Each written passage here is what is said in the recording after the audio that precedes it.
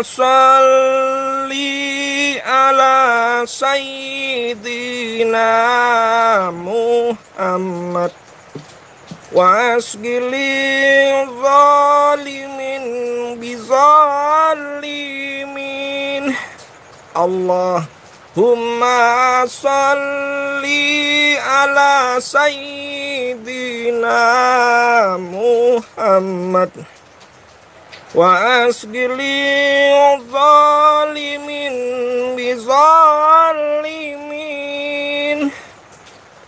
wa akhrijna min bainihim salimin wa ala ali wa sahbihi ajmain. Assalamualaikum warahmatullahi wabarakatuh. Salam bahagia tanpa batas saya doakan semua sedulur sambung Rosoh yang ada dimanapun kalian berada. Mudah-mudahan hidupmu dimuliakan Allah dan rezekimu mengalir deras tanpa batas. Amin amin ya rabbal alamin. Alhamdulillah sedulur sambung Rosoh, malam ini kita bisa live ya di hujan yang sangat deras. Kita ada di pendopo, jadi kita nggak jalan-jalan dulu, kita gedayangan dulu saat ini. Ya mudah-mudahan besok situasi mulai reda ya, karena tadi Bogor khususnya Kampung Alas Tua diguyur hujan mulai sebelum maghrib. Deras banget, alhamdulillah. Tapi mudah-mudahan kita semua selalu dalam keadaan sehat. Amin amin amin rabbal alamin. Sebelumnya saya mau mengijazahkan tentang pemahaman khodam ya. Tapi sebelumnya saya ingin menyapa sedulur sambung Rosoh dulu. Saya kangen sama kalian semua. Mudah-mudahan kalian juga rindu saya ya. Mental kaya teko kabeh wujud. Komentar dulu kok. Wujud. Jangan lupa kopinya. Alhamdulillah. Mudah-mudahan pengijazahan malam ini tentang perkhodaman ya diberkahi Allah, dan mudah-mudahan sebagai pencerahan kalian semua, termasuk saya pribadi juga ya, karena saya mendapatkan sasmida gaib untuk menjelaskan tentang khodam. Dan di waktu yang lalu juga banyak teman-teman sedulur sambung Rosoh tanya tentang khodam, penjelasan khodam, gimana cara merasakan khodam. Ada yang siap untuk menerima pengijazahan ini? Komentar dulu. Siap.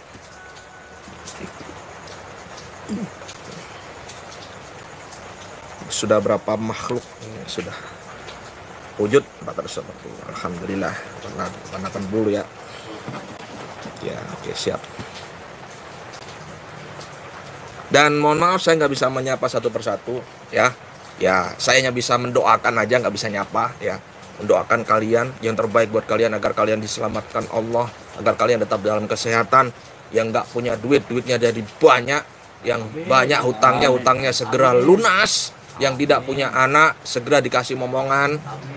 Yang belum punya rumah segera dapat rumah yang bagus ya. Yang nggak punya sepeda motor bisa dapat motor. Yang nggak punya mobil bisa dapat mobil. Gratis semuanya. Amin amin. Yang belum dapat kerja segera dapat kerja yang baik-baik kerjanya. Amin. Tapi jangan lupa tetap perbaiki ibadahnya ya. Tingkatkan amal ibadahmu sedulur sambung Rosoh. Yang belum bertaubat segera dibuka pintu taubatan nasuhanya. Amin amin amin rabbal alamin. Oke, alhamdulillah. Jadi kita hari ini santai. Saya akan mengijazakan tentang khodam, sekaligus saya akan memberikan tata cara bagaimana agar Anda bisa merasakan khodam dan mengaktifkan khodam yang ada di dalam dirimu. Ya, tapi sebelumnya saya akan menjelaskan dulu. Aduh, bentar, minum dulu. Bismillah.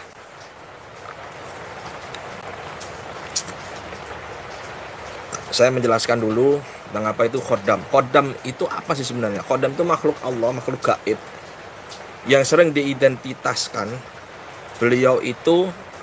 dia itu sebagai pendamping Ya, pendamping, jin pendamping, ya, khodam, jin pendamping. Apakah bentuknya bagaimana? Bermacam-macam bentuk. Karena bagi saya mau makhluk gaib model apa itu adalah bagian daripada energi. Jadi makhluk gaib itu energi. Dia terbentuk, tervisual sesuai dengan apa yang ada di dalam pikiranmu. Ya, jadi semua itu mengikuti dari informasi-informasi inputan pikiranmu sebelumnya. Nah, terus bagaimana dengan khodam macan dan sebagainya? Nah, itu tergantung kembali lagi ke keyakinanmu sendiri, sedulurku. Makanya banyak orang yang berharap khodam macan untuk melindungi dirinya. Ya, ada yang berharap khodam kucing. Ada enggak bukan kucing ya? Kurang serem ya, kurang Tom and Jerry. Ya. Ya, intinya khodam itu bagian dari makhluk Allah yang tak kasat mata. Dimana kalau membahas masalah khodam, berarti sedulur sambung rasa harus paham dulu tentang gaib. Nah, kalau nggak paham gaib ngomong khodam, nanti menjadi korban pembodohan, korban penipuan juga. Karena banyak di sosial media itu jual khodam. Ya, ya. Jual khodam ini tasbih yang khodamnya ini. Nah, itu banyak yang akhirnya tertipu, ya. Makanya di sini saya tegaskan, kalau nggak paham gaib, nggak usah beli-beli seperti itu, nggak usah belajar seperti itu. Sekarang kita belajar. Jadi apapun wujud nanti sesuatu energi yang ada di dalam dirimu itu adalah bagian daripada khodam. Terus ada pertanyaan, apa bedanya dengan khorin? Kalau khorin beda lagi. Khorin itu memang diciptakan Allah untuk menemanimu semasa hidupmu, ya. Jadi semua manusia, ya, tidak terlepas Kanjeng Nabi Muhammad Rasulullah SAW pun itu ada khorinnya. Tapi Rasulullah karena orang yang sangat luar biasa, makhluk yang sangat luar biasa, ya, yang sangat kita cintai, jadi dia bisa menundukkan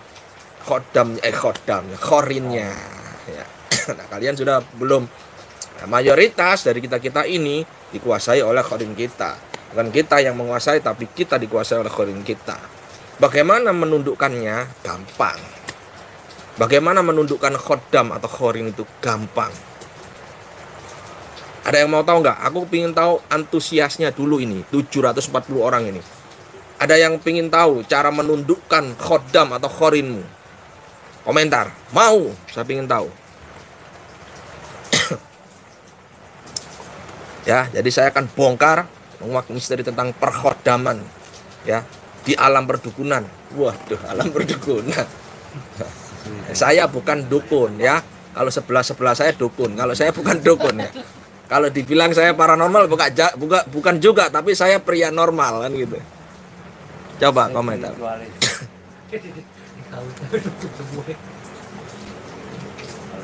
Mau. Wah. Berapa? Mau, banyak yang mau. Oke. Oke. Jadi 778. Oke, siap. Jadi bagaimana sih sebenarnya cara menundukkan khodam atau khorin kita? Sangat sederhana.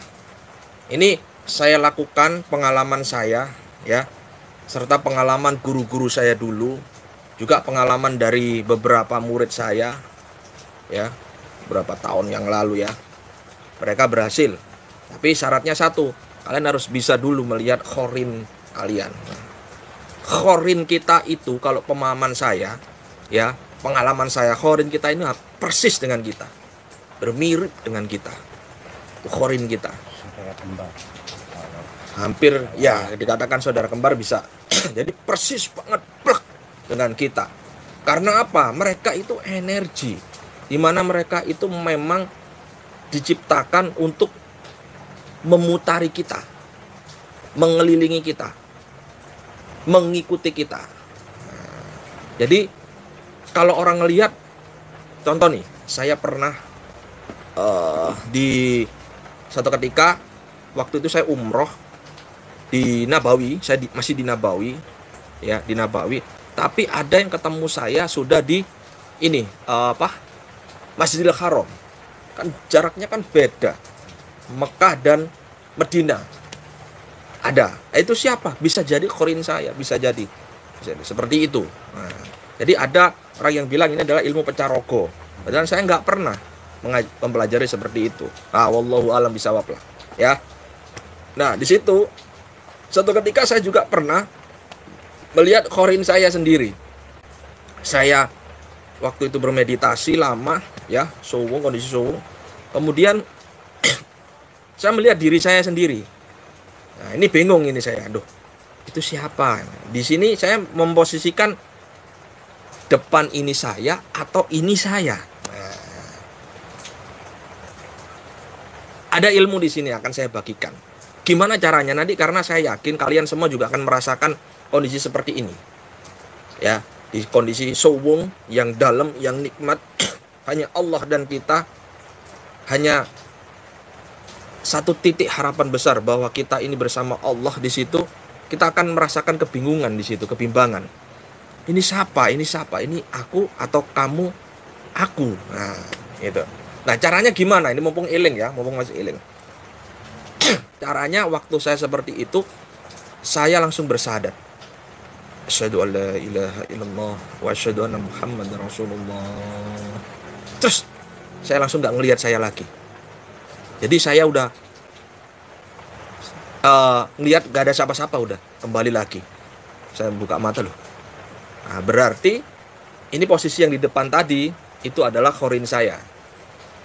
Nah, jadi satu ketika saya seperti itu. Jadi kalau saudara Samuroso tiba-tiba merasakan kondisi seperti itu, maka saran saya baca syahadat, biar nggak bingung ya, biar nggak lepas kendali ya, karena bisa jadi gila malahan, bingung loh, ngeblank. Oke. Nah, sekarang terus gimana caranya menundukkan khorin atau menundukkan khoddam kita? Gampang sekali. Caranya cuma satu. Kita baca sholawat. Ya, sholawat semampu kalian, sebisa kalian. Baca sholawat dengan tahan nafas, ya, minimal 7 kali. Lebih banyak lebih bagus. Waktu itu saya asikil. Jadi saya baca, saya tahan nafas. Saya ingat saya antara 7 dan 8 kali. Karena waktu itu dia keliling. Saya mumet, saya ngelihat khorin saya. Ngelihat saya gini, ini nantang atau gimana ngelihat gini. Sama gini-gini, wah ini songong kayak gitu kan. Akhirnya saya baca sholawat, langsung saya hentakkan, berhenti kamu, saya bilang gitu. Saya hentak seperti itu, baru dia langsung dia diemin, lihat gini nih. Nah, ini pengalaman saya. Jadi saya baca sholawat dengan dalam hati, langsung saya hentakkan, dia langsung diem. Nah, terus bagaimana dengan khoddam? Sama, khorin aja berhasil kita tundukkan, apalagi khoddam. Ya. Nah, ini pasti ada bertanya-tanya juga, apakah khorin atau khoddam itu bisa dimintai tolong? Kalau khoddam saya nggak pernah berkomunikasi dengan khoddam saya nggak pernah, dan saya nggak mau juga untuk minta tolong dengan khoddam. Tapi kalau sama khorin saya pernah. Ya, bagi saya hukumnya gimana? Sah, selama itu permintaan minta tolongnya baik-baik, nggak masalah. Karena sesama hamba Allah itu harus tolong menolong, betul nggak? Nah, seperti itu, ya. Paham ya? Mudah-mudahan paham ya. Oke, saya lanjut. Terus bagaimana sekarang saya bisa melihat khoddam saya? Ini saya jazakan. Jadi mulai sekarang saya nggak pakai banyak amalan, sedulurku. Yang saya lakukan cukup dengan duduk meditasi, tapi harus istiqomah setiap hari.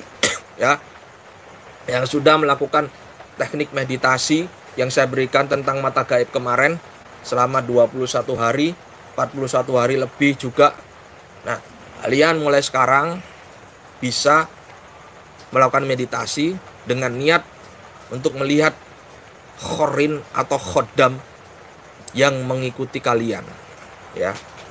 Jadi diniatkan saja ketika meditasi. Nah, ini kalau saya sendiri saya biasanya pakai lilin, yang dimana lilin itu di seputarnya saya putari dengan garam. Lilin satu, terserah warna apa aja, kemudian putari dengan garam depannya, kamu duduk meditasi di depannya. Niatkan dalam hati untuk melihat khodam atau khorin yang ada di dalam diri saya, yang berada di sekitar saya. Duduk. Lilin jangan sampai mati. Nah, karena ini nanti bisa jadi tanda. Jangan sampai ini ya, kalau bisa jangan di luar. Karena kalau lilinnya mati ketika kita meditasi, itu pertanda nggak baik. Ketika lilin itu mati, kamu meditasi buka mata, lilinnya mati, belum habis ya mati, itu tanda nggak baik biasanya. Artinya mungkin ada serangan, ada gangguan, ya tanpa kita sadari. Makanya saran saya ketika melakukan meditasi sebelumnya berdoa dulu, niatnya yang baik-baik, ya paham ya di sini. Jadi duduk meditasi jam berapa? Harus malam. Masa meditasi jam segini, ya kurang mantap. Ya kalian pelancong spiritual, spiritualis itu harus merindukan indahnya malam hari, sedulurku. Ya. Datangnya mukjizat aja bukan sore hari, siang hari, malam hari. Maka kita harus menjemput keajaiban itu di tengah malam.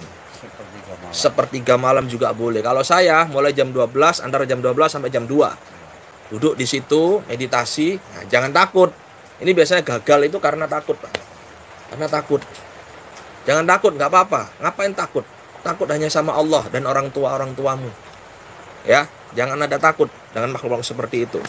Ya, ayo. Jadi, terus bagaimana zikirnya? Nggak pakai zikir. Saya mengajarkan ini universal. Karena apa? Biar non-muslim pun, sedulur kita non-muslim bisa ngelihat, bisa praktek. Ya, mengikuti edukasi kita. Ya, jadi ini sambung rasa spiritual education ini di bawah pimpinan saya. Insya Allah saya akan berbagi di YouTube. Jadi nggak usah susah belajar jauh-jauh, bayar mahal-mahal di sana. Hanya tentang kepingin ngelihat khodam, ya. Akiknya isinya khodam apa? Ada akiknya apa ini? Khodam 5 Brawijaya. Ada lampunya lagi ya. Bang Oman khodamnya banyak dong. Ya, jadi itu tentang khodam, sedulur, ya. Saya ijazahkan buat kalian praktekan mulai nanti. Terus ciri-ciri dirimu itu ada khodamnya apa enggak? Oke, bisa dipraktekkan. Ya, jadi gini. Caranya tetap harus duduk meditasi, tapi sebelumnya gini. Bismillahirrahmanirrahim. Yang lain berdoa sesuai keyakinan. Saya tidak berniat menepuk punggung saya. Saya berniat menepuk salah satu khodam yang ada di belakang saya. Saya ulangin. Saya tidak berniat menepuk punggung saya, tapi saya berniat menepuk salah satu khodam yang ada di belakang saya. Ya, karena khodam itu nggak mungkin di depan, pasti di belakang. Ya, ini ya. Kemudian gini, tangan. Ini jangan meditasi dulu. Jadi tutup mata, siap meditasi, baca itu tadi 3 kali, itu meditasi. Nah, kamu rasakan nanti ketika ada sentuhan di dalam tubuh kamu, ketika kamu duduk ini disentuh, itu ada khodam berarti di belakang kamu. Ya. Karena kalau khorin nggak mungkin. Ya. Kenapa saya bilang nggak mungkin? Kalian belum.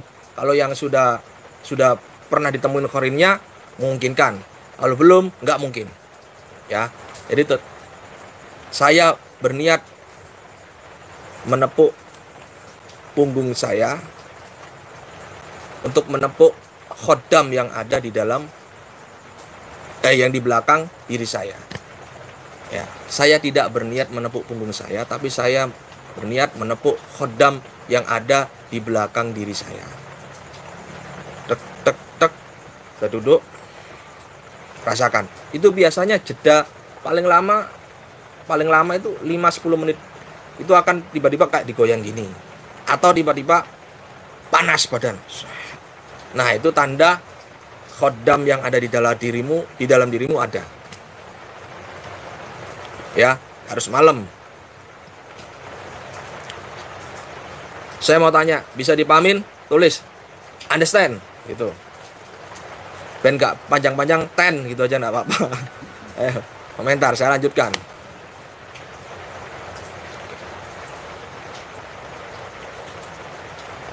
Paham? Oke, alhamdulillah. Ya, understand. Oke. Jadi itu cara melihat atau merasakan. Nah, nanti Ini tidak menutup kemungkinan waktu kamu menutup gini, terus tutup mata, kamu duduk gini, tiba-tiba sliwer gini, tiba-tiba nongol, set, tapi dia nggak berdiri, nggak tiba-tiba di depan kamu, cuman lewat, set, balik lagi di belakang, set, balik lagi di belakang. Karena sifat khodam itu bukan ces muncul gini, ya, di belakang. Khodam itu pendamping. Jadi nggak ada ceritanya pendamping itu di depan, pasti di samping atau di belakang. Ya, ini pemahaman saya. Kalau teman-teman spiritualis ada yang beda nggak apa-apa, nggak perlu diperdebatkan. Yang penting gimana caramu bisa mengedukasi teman-teman berbagi, itu aja ya. Gontok-gontokan, ngeyel-ngeyelan, ngoyo-ngoyo tapi nggak mau berbagi ya percuma kan gitu. Ilmunya dimakan sendiri.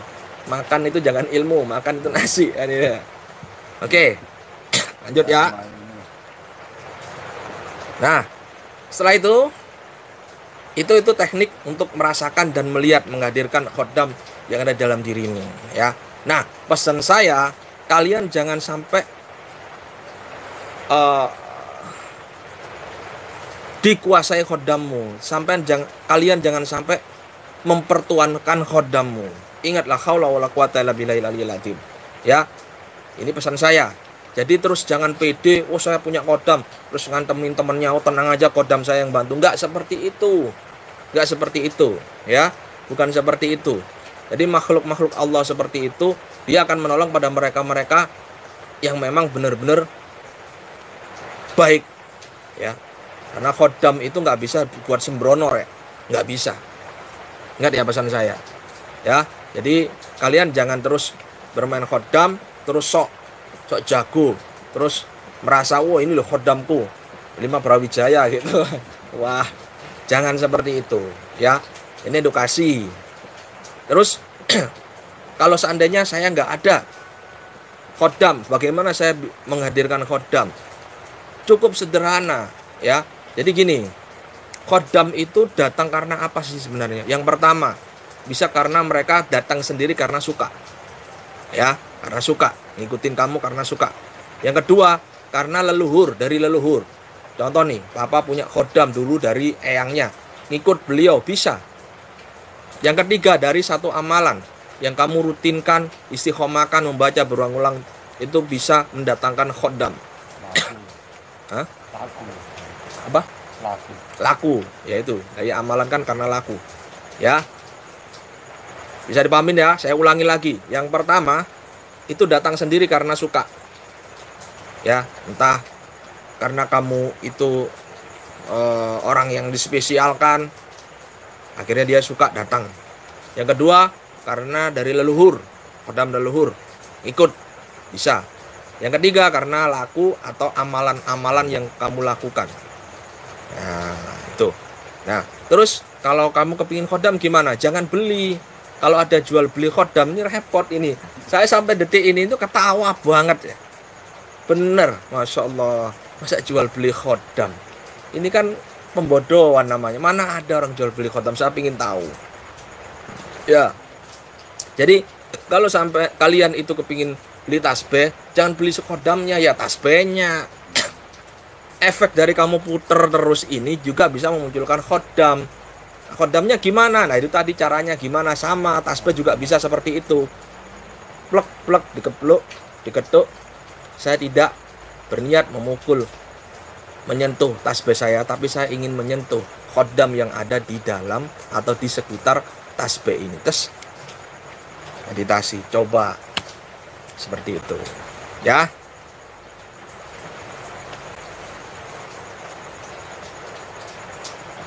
Oke, itu sama Rasul. Jadi itu yang perlu kalian pahamin, ya. Sekarang kalian praktekkan nanti, ya, duduk meditasi untuk menghadirkan khodam atau ingin memunculkan khodam buat dirimu dengan cara apa? Berzikir, ya, zikir aja. Zikirnya apa? Kalau saya pribadi, mohon maaf, ya, saya berzikir selalu dengan sholawat. Jadi kalau sedulur sambung rasa mau zikir dengan sholawat, silakan pakai sholawat asikil. Apakah bisa? Bisa. Ya, bagi saya kalau masalah urusan khodam, kalau dengan sholawat lebih dahsyat. Lebih dahsyat sholawat khodamnya. Mau pakai mantra apa kayak jaran goyang, jaran menang kayak tetap kalah bagi saya. Ya, pakai sholawat aja. Baca sholawat, niatkan mendatangkan khoddam sholawat. Nah, itu jauh lebih baik. Jadi khoddamnya nanti bukan lagi macan, maung dan sebagainya, bukan. Bisa jadi berbentuk secara visual seperti wali-waliullah. Nah, itu luar biasa. Ini intinya saya ingatkan, jangan mempertuankan khoddam. Ya, hati-hati ya sedulurku. Ya, ayo. Mudah-mudahan pengijazahan ini berkah buat kalian dan keluargamu. Mudah-mudahan kalian tidak diperbudak oleh khoddam. Ya, ini hanya sebatas edukasi pemahaman di kalian biar tidak gampang terbodohi, tertipu juga. Ya, tes aja udah apa akikmu kayak batu, apa pusakamu sama saja. Coba mulai nanti coba. Kalau nggak percaya coba. Ini yakin ya. Tapi kalau kalian yang kurang konsentrasinya kurang, ya jangan di keramaian. Kalau bisa latihannya di tempat yang sepi, malam, coba ya. Tuh bisa, udah yakin bisa, bismillah bisa ya. Semoga ini bisa diterima dengan baik dan seluruh samurosa bisa praktek ya. Mobil tuh ya, tulis mobil tuh. Ayo kita baca sholat nariyah sama-sama. Mudah-mudahan dengan sholawat nariyah yang kita baca ini kita mendapatkan syafaat baginda Rasulullah SAW, dan pengijazahan tentang khoddam ini diberkahi Allah, dan sholawat yang kita baca ini bisa memampukan kita belajar tentang ilmu-ilmu supranatural, dimampukan Allah dengan mudah. Amin. Bismillahirrahmanirrahim. Yuk kita baca sholawat. Buat Nasrani ya, teman-teman non muslim, ayo kita baca-baca sholawat sama-sama ya. Mudah-mudahan Indonesia selalu diberkahi Allah, masyarakatnya makmur sentosa. Dengan sholawat nariyah yang kita baca ini, mudah-mudahan corona segera pergi ya. Mudah-mudahan semua rakyat Indonesia diselamatkan Allah. Amin. Dan teman-teman sedulur sambung Rasul semua yang ada dimanapun kalian berada, yang sedang mendengarkan sholawat nariyah ini nanti, mudah-mudahan juga diselamatkan Allah dan rezekinya mengalir deras tanpa batas. Amin. Sehat selalu ya. Bismillahirrahmanirrahim. Innallaha wa malaikatahu yusholluna 'alan nabi. Ya ayyuhalladzina amanu shollu alaihi wasallimu taslima.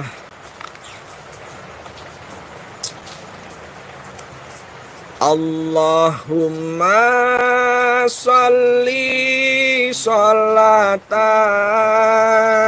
kamilatan wa sallim salaman taman ala sayyidina Muhammadin illadhi tanalu bihil uqadu wa tanfariju bil qurabu wa tuqdabil hawaiju wa tunalu bihir ragaibu wa khusnul hawatimi wa yustasqal gamamu biwajihil karimi wa ala alihi wa sahbihi fi kulli lamhati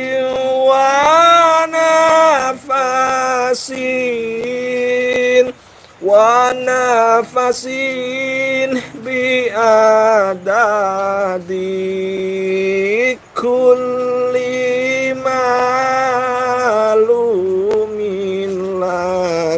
Shallu ala Nabi Muhammad. Allahumma sholli wa sallim alim. Alhamdulillah. Mudah-mudahan penjelasan ini sah. Mudah-mudahan kalian semua semakin hebat, lebih manfaat, dan selalu berbuat baik, berpikir, berucap, dan berperilaku positif agar alam semesta membentangkan vibrasi positif padamu dan keluargamu.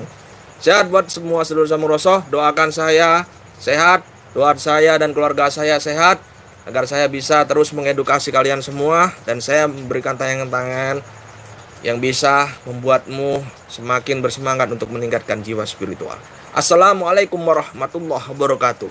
Salam bahagia tanpa batas. Satu rasa, satu jiwa, satu kehendak. Lepaskan ragamu, kendalikan sukmamu. Koh kabeh. Sholatun bisalamil mubin linuqtatit ta'im ya gharami. Shallu ala Nabi Muhammad.